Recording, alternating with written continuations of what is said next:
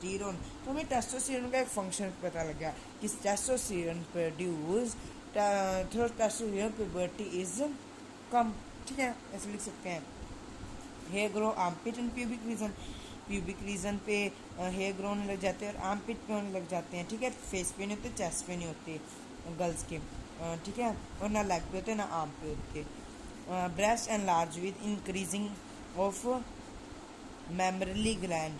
जो mammary breast तब बढ़ता है, breast and large with the increasing of mammary gland. Breast तभी बढ़ेगा जब क्या आएगा, इंक्रीज होगी कौन सी, मेमोरली ग्लैंड हमारी, मतलब गर्ल्स की।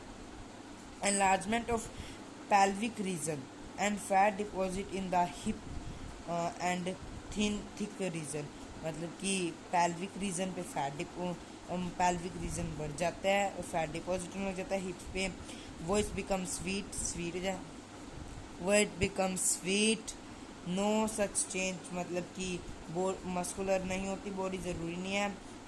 Fallopian tube, uterus and vagina get enlarge, ये सब एनलार्ज होते हैं। The lining of uterus undergo regular change initially menstruation and ovulation. Ovulation क्या होता है याद रख लेना, आगे आएगा वर्ड, रिलीजिंग ऑफ ओवा। और मेंस्ट्रुएशन भी हम पढ़ेंगे। ठीक है, these change both about the female sex hormone that is progesterone and progesterone. अब मुझे ये लग रहा है कि बच्चे कह रहे हैं ये तो सब पुराना ही था, जबरदस्ती बढ़ा दिया। किसी ने अगर नोट किया हो तो कमेंट बॉक्स में अभी के अभी वीडियो पोस्ट करके अपनी ईमानदारी से, देखो कमेंट बॉक्स ना भरवाना मुझे, तुम्हें ना अपनी ईमानदारी से, क्योंकि हर एक ने किया भी नहीं होगा नोटिस, अपनी ईमानदारी से मुझे ये बताओ कि आपको इसमें कुछ अलग दिखा, सच्ची तारा। अगर आपको नहीं दिखा तो कोई बात नहीं है, अगर दिखा है तो बताओ। तो मैं बताता हूँ 1 2 3। अब आपका टाइम हुआ समाप्त। अब ये देखिए क्या होता है यहाँ पे, इसी कॉलम में लिखेंगे हम। ये फीमेल्स का डिवाइड कर लेते हैं। ठीक है, ब्रेस्ट एनलार्ज, ब्रेस्ट बढ़ता है विद द इंक्रीजिंग, किसके इंक्रीज होने से, with the increase of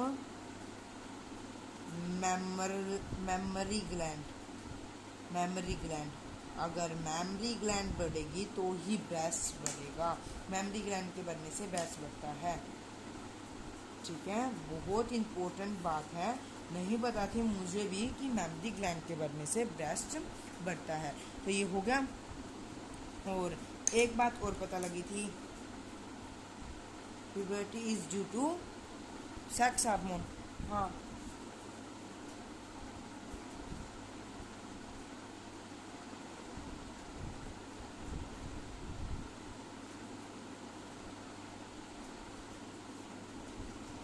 in both, क्योंकि ना अगर आप अपने नोट्स में ऐसे ना समझ लेना कि भी ये वो मेल्स का एरिया चल रहा है, नहीं मेल का एरिया चल रहा है, नहीं, इन बोथ लिख दिया हमने। ठीक है, puberty is due to sex hormone. ठीक है, इतना समझ आया, आई होप समझ आया होगा इतना। In addition the above change introduce altitudinally change in boys and girls. They become conscious about their extremes and importance. They become aware of their own body and those of other. ठीक है, ये मतलब ये कोई line ऐसे समझ आने वाली है। Sexual maturity in slow process, ये देखते हैं क्या टॉपिक है। स्लो प्रोसेस है सेक्सुअल मैच्योरिटी स्लो प्रोसेस। ये स्लो प्रोसेस कैसे है? The change take place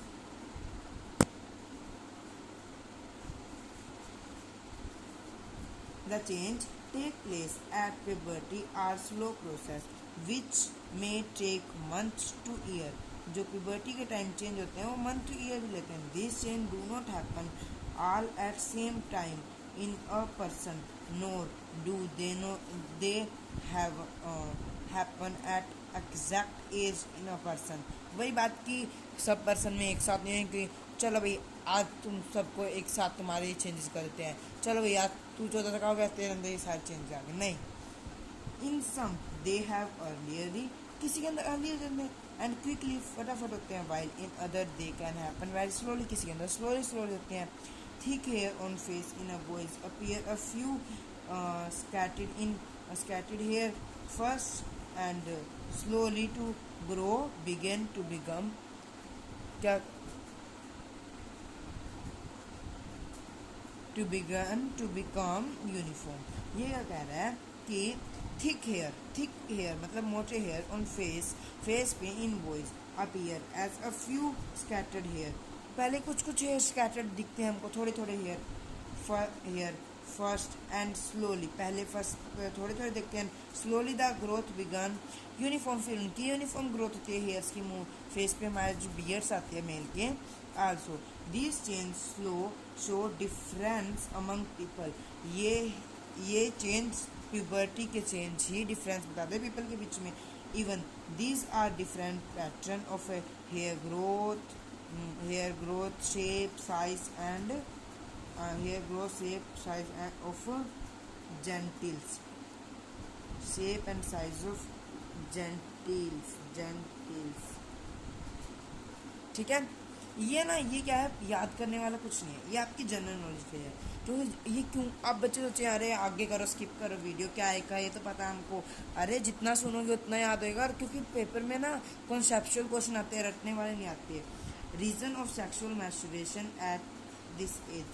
Two reasons are attribute of a pubertal change. Specialized function. ठीक है. क्यों रीज़न बताओ, reason for sexual maturation at this age. इसी एज पे सेक्सुअल मैच्योरेशन क्यों होती है? दो रीज़न है. स्पेशलाइज फंक्शन, एक specialise function, body growth verse reproduce tissue.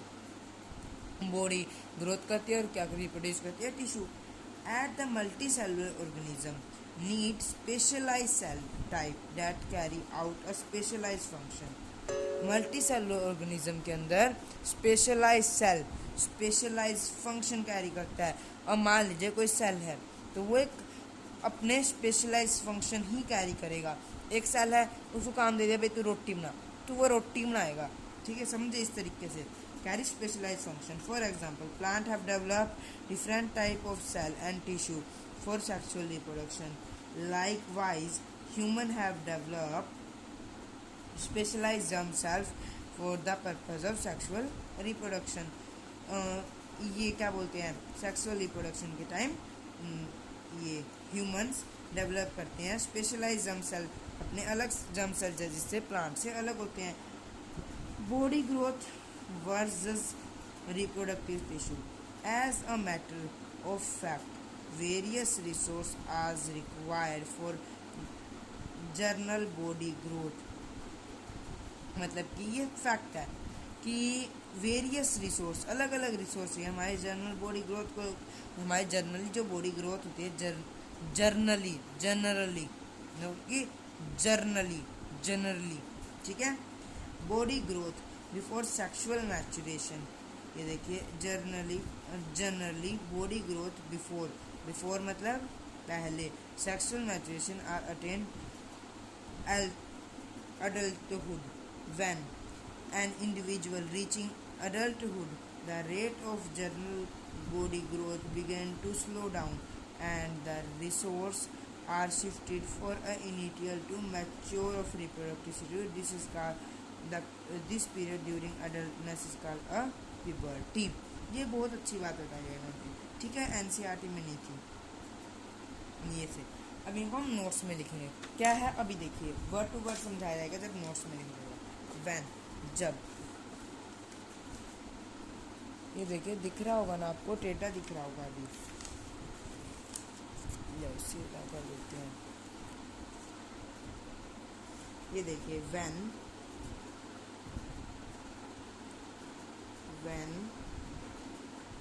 यहाँ पे आप हेडिंग लगाइए, reasons for sexual maturation at this age. अभी देखिए क्या होता है, क्या बोलते हैं, जब हम अडल्टनेस तक पहुँचते हैं, हमारे अंदर प्यूबर्टी स्टार्ट होती है, तो जो हमारा जो भी खाया पिया होता है, ठीक है, वो सब जो हमें रिसोर्स चाहिए हमारी बॉडी को डेवलप करने के लिए, वो शिफ्ट हो जाते हैं। वो कहाँ चले जाते हैं? हमारे जो प्यूबर्टी के टाइम डेवलप होती है चीज़ें, उनको ग्रो करने में। व्हेन एन इंडिविजुअल, जब एक इंडिविजुअल पहुँचता है रीचिंग अडल्टहुड पे, the rate of journal body slow. अब ये पेपर में आ सकते हैं क्यों स्लो जाते हैं? अब ऐसे क्वेश्चन आएंगे। अब आपने याद रखना है हमेशा, general body growth begin to slow, उसकी ग्रोथ स्लो जाती है, स्लो डाउन।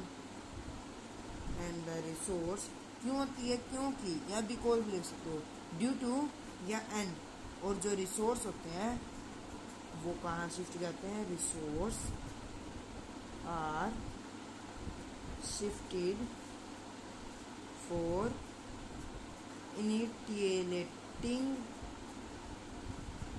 द मैच्यूरेशन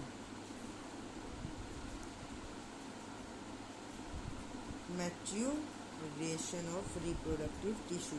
जो हमारे रिप्रोडक्टिव टिश्यू है उन्हें मैच्योर करने में ये हमारा क्या जाता है? रिसोर्स, मतलब हमारा खाया पिया उधर सब चला जाता है। ठीक है, that's why it is very important, does not never waste it. This period during adultness are is called puberty. This period मतलब ये पीरियड, दिस पीरियड, ये पीरियड ड्यूरिंग, कब? ड्यूरिंग अडल्टनेस, जब ये सब होते हैं इस पीरियड में, अडल्टनेस के टाइम में, उसे तो प्यूबर्टी कहते हैं। अब प्यूबर्टी की डेफिनेशन आप ये भी लिख सकते हो, पर वो ज़्यादा सुटेबल रहेगी। ठीक है, दिस ड्यूरिंग अडल्टनेस, ये ऊपर वाले ऐसे भी लिख लो कि आपको याद है, this period during adultness is called puberty. ये पीरियड कब? During adultness is called puberty. This period, क्या मतलब कंफ्यूज हो रहे हैं? दिस पीरियड, ये पीरियड कब? अडल्टनेस के टाइम। हाँ, ये सब होना कब? अडल्टनेस के टाइम ही क्या कहलाती है? प्यूबर्टी। क्या लिखो?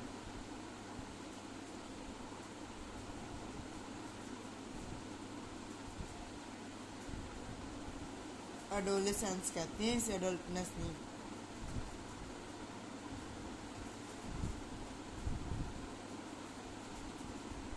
प्यूबर्टी कहलाता है। ठीक है, ये होगा। How do all change. अब ये देखिए इतना होगा। अब इसको साइड कर देते हैं, हमारे बुक पे आ जाते हैं वापस। अब हमारा क्या टॉपिक स्टार्ट हुआ है? यहाँ पे देखिए आप, how do all the change link to reproductive process. हमारे अंदर जितने भी चेंज आते हैं वो रिप्रोडक्टिव प्रोसेस से कैसे लिंक है?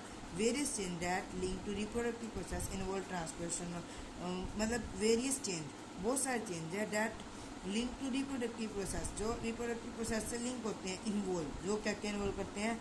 ट्रांसफरेशन of germ cell and required of specialised organ.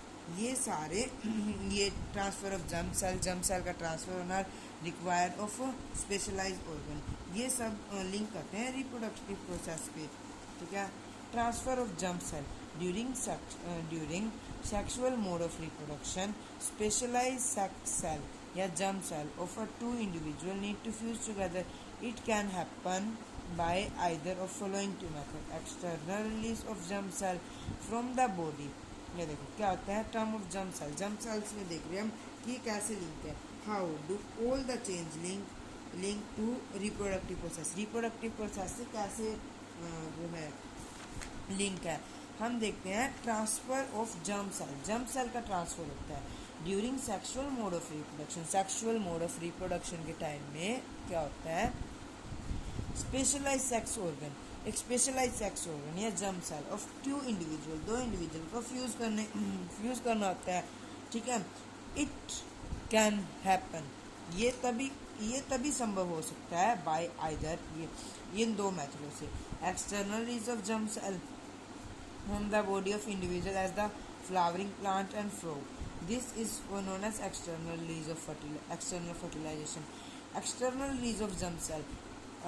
Germ cell external अंदर ही अंदर रिलीज हो जाए. Internal transferation of germ cell by physically contact to individual as animal.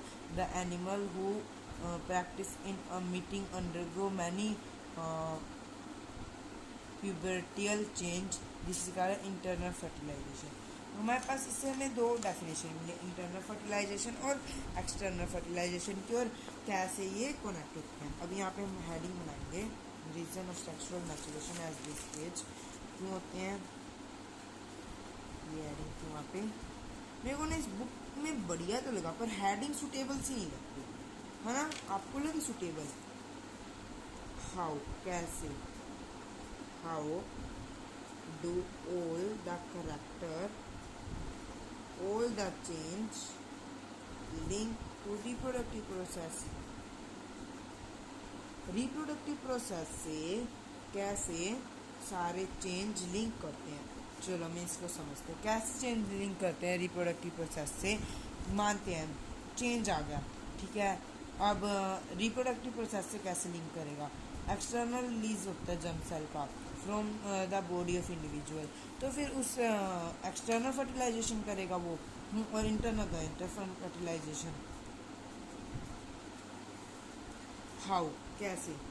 Various change take like reproductive process transportation of germ cell and required of specialised organ.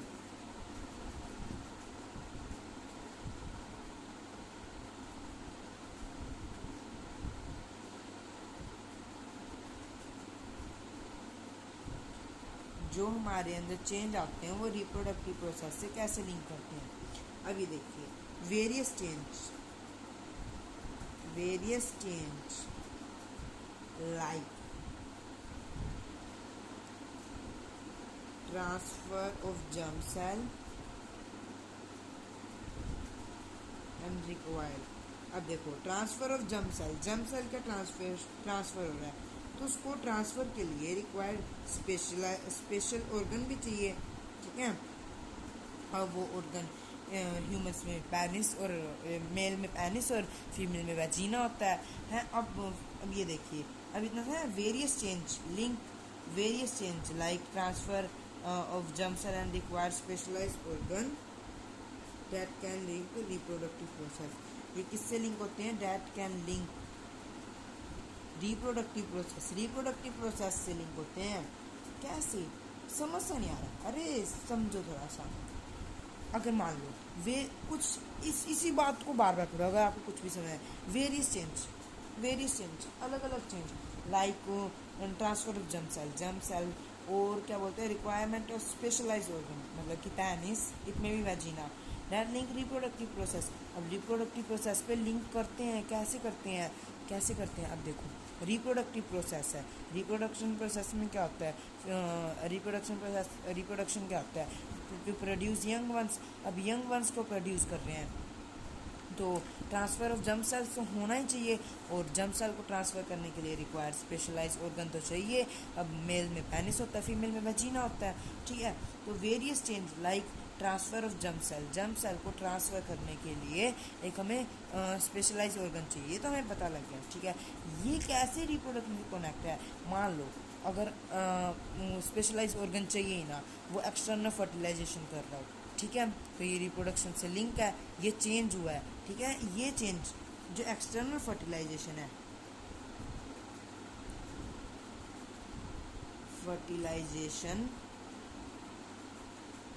ये external fertilisation है ना, ये reproduction से link है. अगर external fertilisation हो रही है, ठीक है, एक्सटर्नल फर्टिलाइजेशन हो रही है, तो क्या होगा? एक्सटर्नल फर्टिलाइजेशन होगी तो इन सब की ज़रूरत ही नहीं पड़ेगी, ठीक है. ये इससे लिंक है. समझे कैसे कह रहा हूँ मैं? देखो, वेरियस चेंज, अलग अलग चेंज, जैसे ट्रांसफ़र ऑफ जर्म सेल को ट्रांसफ़र करना, ठीक है, और required specific organ link to be reproduction. जैसे कि मानते हैं ये रिप्रोडक्शन से लिंक करते हैं. सीधी सी बात है, रिप्रोडक्शन से क्या होता है? न्यू यंगस्पन होता है. न्यू यंगस्पन कब होता है? जब फर्टिलाइजेशन होती है, फ्यूज़न ऑफ गैमेट्स होती हैं, ठीक है. तो फ्यूज़न ऑफ गैमेट्स के जो चेंज हैं, change like link to reproduction, ये चेंज लिंक करते हैं रिप्रोडक्शन से, लाइक एक्सटर्नल फर्टिलाइजेशन और इंटरनल फर्टिलाइजेशन। अभी आप इसी तरह एक्सटर्नल फर्टिलाइजेशन में लिख दो release of germ, external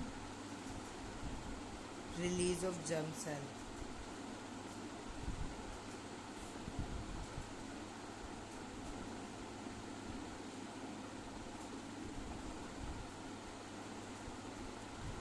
internal release of या internal transfer,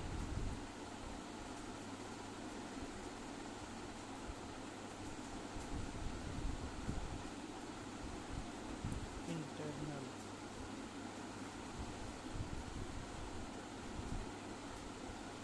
example flowering plant,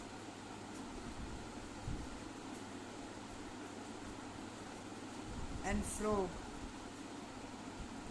और इसका ह्यूमन एंड एनिमल। ये देखो internal release of germ cell. अब क्या होता है internal release of germ cells कैसे होता है? ह्यूमंस में तो आपको पता है इंटरनल होता है, अंदर के अंदर हो जाता है, पर जो फ्रॉग्स और फ्लावरिंग प्लांट है इनके अंदर एक्सटर्नल रिलीज होता है जर्म सेल का, मतलब बाहर जर्म सेल रिलीज होता है। देन ये कैसे किसी माध्यम द्वारा अंदर जाता है नोट कि किसी ऑर्गन को एक ऑर्गन द्वारा ये जर्म सेल वो होते हैं, ट्रांसफर होते हैं। ये कैसे होते हैं एक्सटर्नल, मतलब बाहरी रूप से। जैसे पोलन गेन है, पोलन गेन क्या होगा, पहले बाहर निकलता है इंसेक्ट वगैरह द्वारा, फिर ओवरी स्टिग्मा में जाके फिर स्टाइल तक जाता है।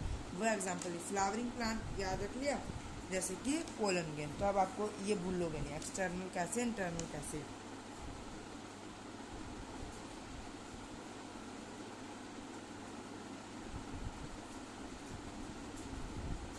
ये तो क्लियर है, ठीक है।